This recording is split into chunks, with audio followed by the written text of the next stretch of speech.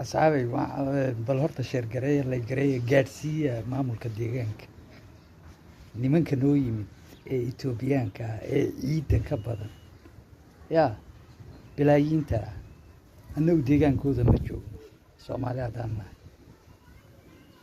ديجان كيجا نوو فلان إن مليون إسبان نوو سوق حي أبني جودا مسؤول كرر إيجا نفهان تودا أبني جودا أنا مسؤول كرر فربدني وعيك قبل ميزانية بوباين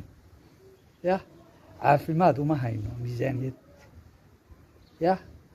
shaqooyinka ay xitaa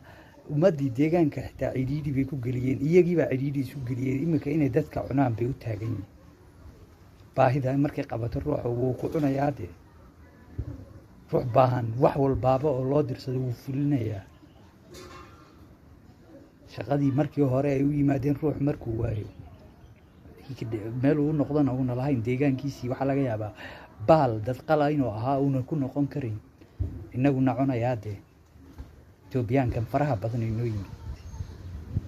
yaa Soomaaliyeed haddii maamulkeena Poland uu ka dejin waayo dadkan faraha badan deegaanada ay ka yimaadeen waliba tirakoob inta lagu sameeyay deegaanada ay ka yimaadeen miisaaniyadooda laga soo jari waayo badh lagu dari waayo deegaanka Soomaalida we cannot live it together ma wada noolaan karade anay naconayaan dadkan markay baahdaan shaqo waayaan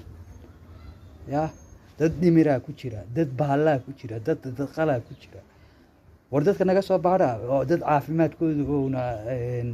xanuuna aan deegaankeena ka jirin xitaa inay keenaan baa laga yaabaa deegaan walba xanuuna u gaara xanuuna deegaankeena ka jirinba oo cusub aboola malaayiin wax inay noo keenaan baa laga yaabaa dadkan caafimaad ahaan naga baadha abni ahaan naga baadha security-ga iyaga waa in la sugaa sida ugu degdega badan